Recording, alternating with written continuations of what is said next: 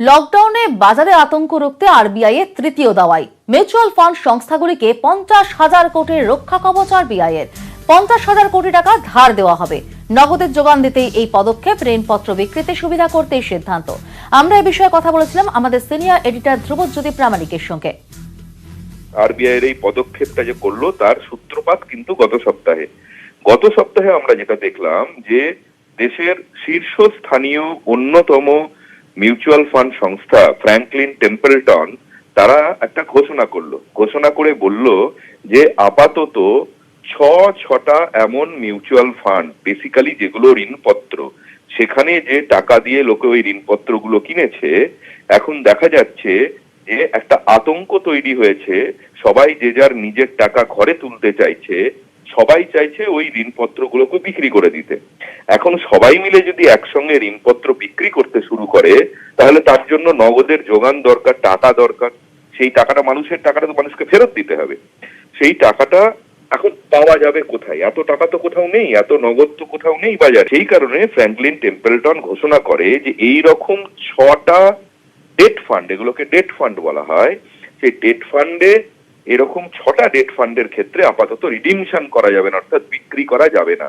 এতেই বাজারে একটা চূড়ান্ত আতঙ্ক তৈরি হয় এবং আতঙ্কটা এমন পর্যায়ে পৌঁছয় যে 2008-এর সেই যে মন্দা, সেই মন্দার সময়কার যে মেঘ, সিঁদুরে মেঘ দেখতে শুরু করে সবাই গোটা দেশ জুড়ে, যে তাহলে কি সেই আবার ওই রকম একটা পরিস্থিতি তৈরি হবে।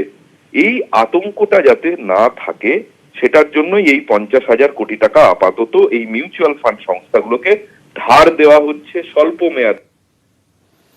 আমরা বিষয়ে আরো কথা বলবো, জেনে নেব আরো বিস্তারিতভাবে। আমাদের সঙ্গে অর্থনীতিবিদ শৈবাল বিশ্বাস রয়েছেন টেলিফোন লাইনে। শৈবাল বাবু, আপনাকে স্বাগত নিউজ 18 বাংলায়। এই যে 50,000 কোটি টাকার রক্ষা কবচ, এটা মিউচুয়াল ফান্ডগুলির জন্য কতটা স্বস্তির জায়গা তৈরি করলো? স্বস্তির জায়গা তো বটেই। ফ্র্যাঙ্কলিন টেম্পলটনের ক্ষেত্রে যে লিকুইডিটি ক্রাইসিসটা হয়েছিল এবং যার জন্য এদের স্কিমগুলো বন্ধ করতে হয়, সেগুলো যাতে অন্যদের ক্ষেত্রে না ঘটে, সেই জন্য এই বাফারটা দেওয়া হলো গভর্নমেন্টের তরফ থেকে। তো রিজার্ভ ব্যাংক লিকুইডিটিটাকে রিলিজ করবে ব্যাংকে, এবং ব্যাংক থেকে যদি কোনো মিউচুয়াল ফান্ডের দরকার পড়ে তারা সেখান থেকে সেই লিকুইডিটি নিতে পারে। এমন নয় যে সব মিউচুয়াল ফান্ডের দরকার আছে, অনেকেই যথেষ্ট পরিমাণ লিকুইড রয়েছে, কিন্তু যদি কোনো দরকার পড়ে তাহলে সেই লিকুইডিটিটা সাধারণ অ্যাভেল করতে পারে। এটা কমফর্ট দেবে মার্কেটকে। ধন্যবাদ।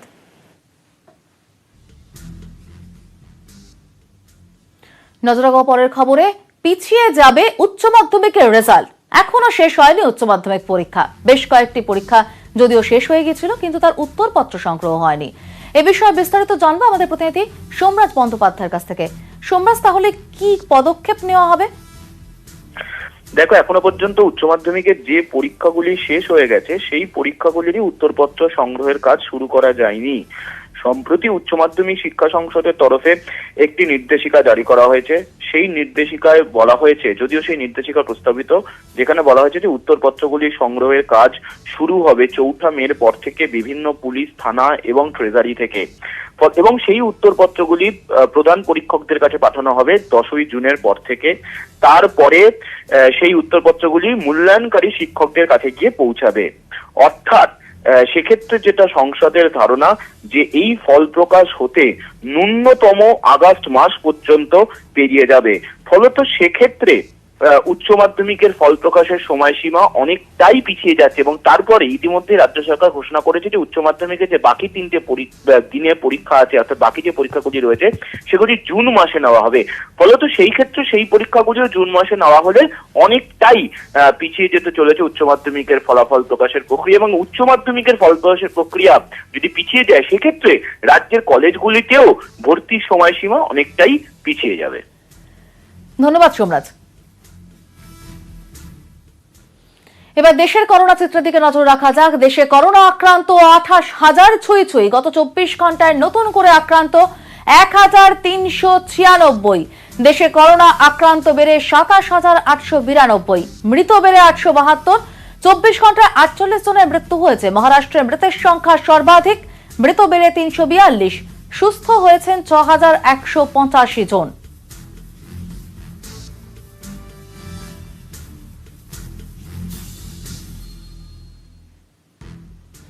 করোনা বিশ্বজুড়ে মৃত্যু মিছিল, তার মধ্যে কি আশার আলো দেখছে ভারত? বিশ্বের অন্যান্য হটস্পটগুলির তুলনায় ভারতের প্রধান শহরগুলিতে করোনায় মৃত্যুর হার অনেক কম। সম্প্রতি নিউজ 18-এর সমীক্ষায় উঠে এলো এমনই তথ্য।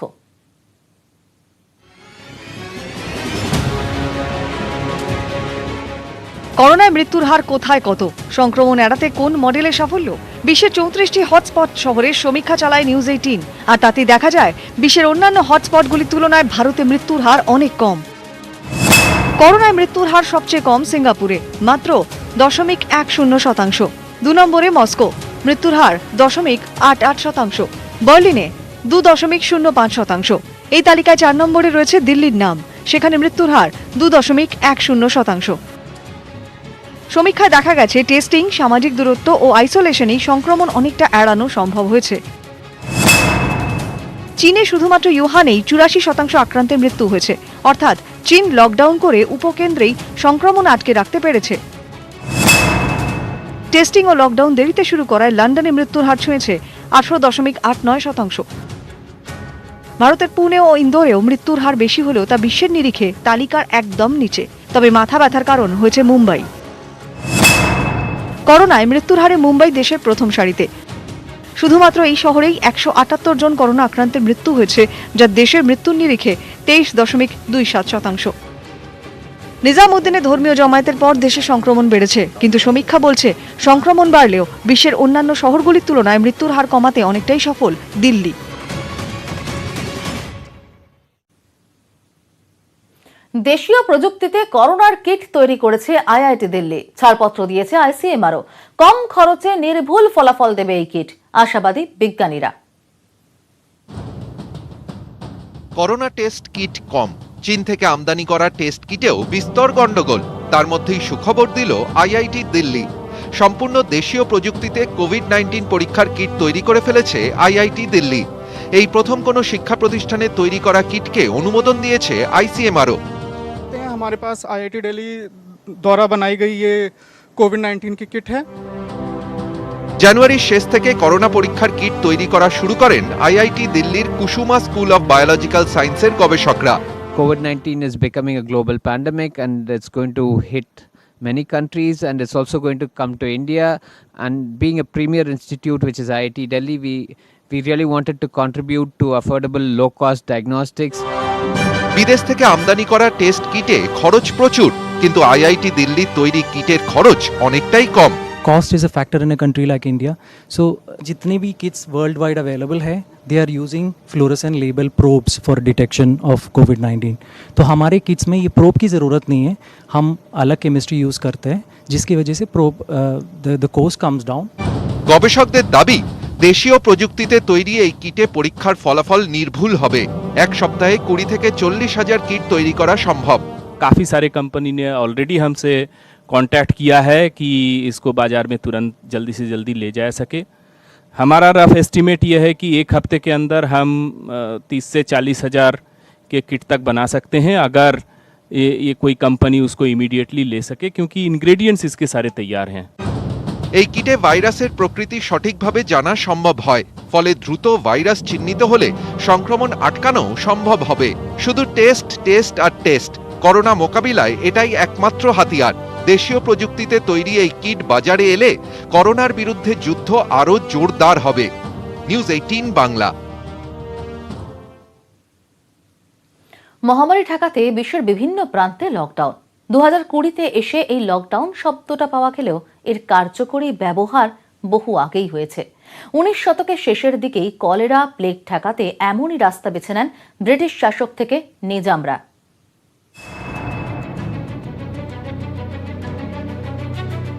19 ও 20 শতকে ভারতে একাধিকবার কলেরা থাবা বসায়, নিশ্চিহ্ন হয়ে যায় কয়েক লক্ষ মানুষ। সে সময় ক্ষমতায় ব্রিটিশ সরকার।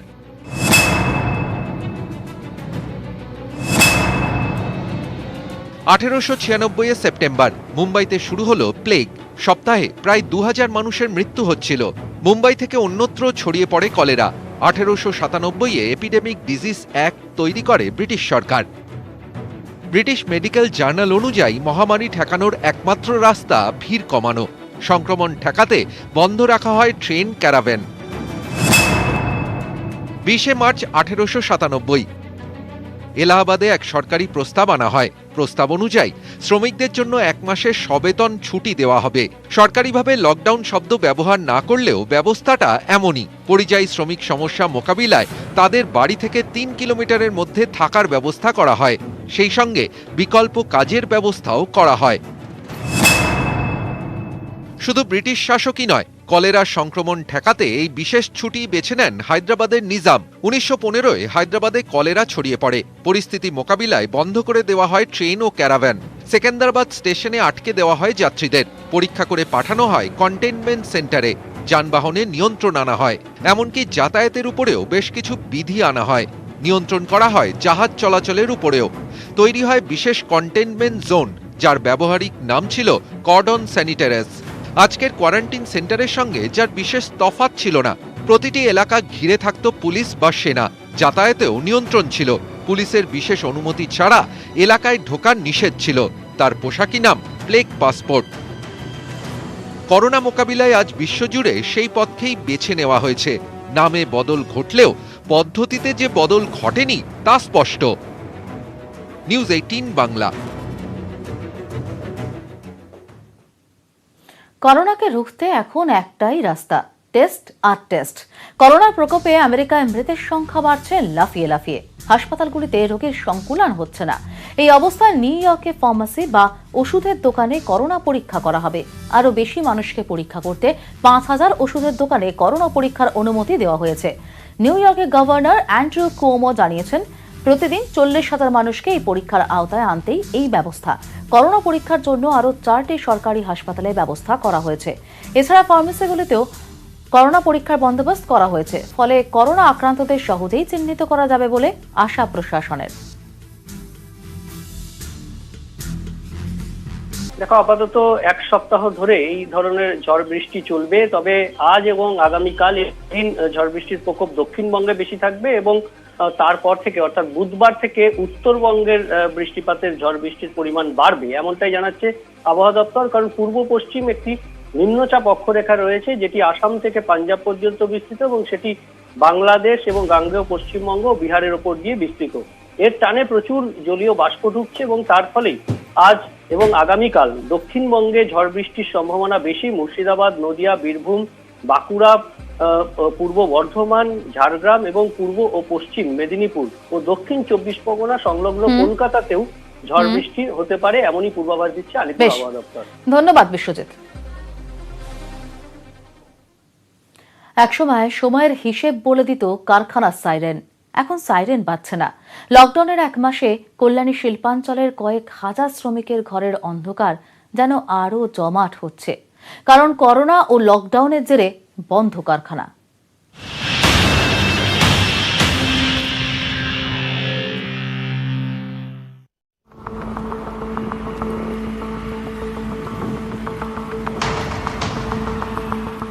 কল্যাণী শিল্পাঞ্চলের দেউটি বহুদিন ধরেই নিভু নিভু। একসময় রাজ্যের শিল্প তালুকগুলির মধ্যে কল্যাণী ছিল অন্যতম। এই শিল্পাঞ্চলে শতাধিক ছোট, মাঝারি ও বড় কারখানা ছিল। কাজ করতেন হাজার হাজার শ্রমিক। কল্যাণী, গয়েশপুর মিলিয়ে এই কারখানাগুলো ছিল রুজি রোজগারের অন্যতম পীঠস্থান। তবে দিনের পর দিন বন্ধ হতে হতে এখন প্রায় 60টি কারখানা চালু আছে কল্যাণী শিল্পাঞ্চলে।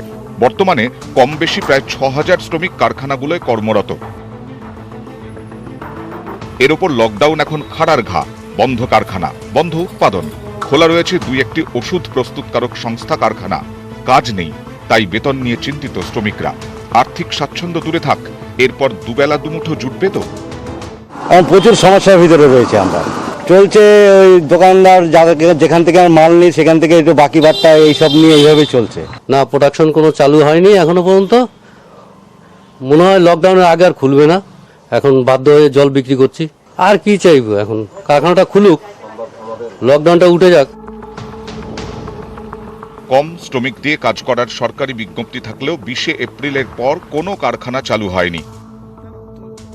সিকিউরিটি গার্ডে একদম মায়না পেয়েছি কিছু, 1 মাসের, তারপর পাইনি। এই অবস্থায় চলছে। এই অবস্থা তবু ফ্যাক্টরিটাকে নিরাপত্তা দিয়ে রেখেছি। সবসময় অসহায় আছি, একদম কিছু খেতে হয় না। কেউ এখান থেকে ক্লাব থেকে সাহায্য করছে, এই নিয়ে বেঁচে আছি। লকডাউনে শিল্পাঞ্চলের আঁধার নেমে এসেছে শ্রমিকের ঘরেও। এই আঁধার কেটে গিয়ে আলোর দেখা মিলবে তো? আশা আশঙ্কায় কল্যাণী শিল্পাঞ্চলের কয়েক হাজার পরিবার। রঞ্জিত সরকারের report, news 18 Bangla, Kalyani.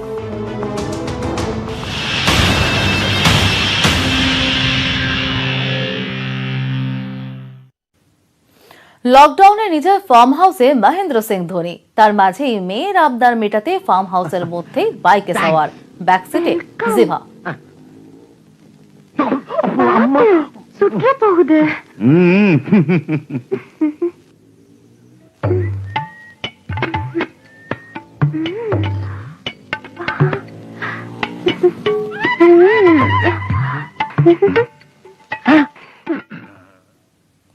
Corona যুদ্ধে জিতবে বিশ্ব, আবার স্বাভাবিক হবে জনজীবন, এই বার্তা নিয়েই গান বেঁধেছেন শিল্পীরা। সোশ্যাল মিডিয়ায় ইতিমধ্যেই সেই গান প্রকাশিত হয়েছে।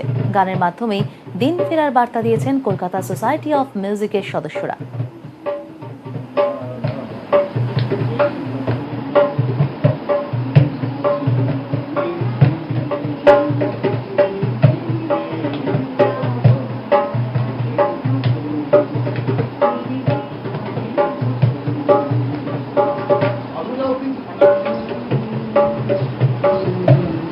শ্যাল ওভারকাম, এটাই আর কি মানে বক্তব্য মানুষের কাছে, যে হতাশ হয়েও না। যে জিনিস আমরা বলছি যে এই ইয়েতে কান দেবেন না, গুজবে কান দেবেন না, এই সমস্ত নিয়ে, তো এটা একটা আমাদের একটা গুড হোপ যে আমরা আগামী দিনে আবার সেই দিনটা ফিরে পাবো।